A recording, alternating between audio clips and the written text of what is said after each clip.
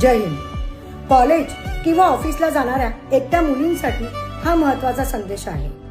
जर आपण रस्त्यावर जात असताना एखादं मूल रडताना व त्याच्या हातात पत्ता असेल असं जर मूल आपल्याला दिसले व आपल्याला ते विनंती करत असेल की मला या पत्त्यावर नेऊन सोडा, तर मैत्रिणींनो, आपण वेळीच सावध व्हा.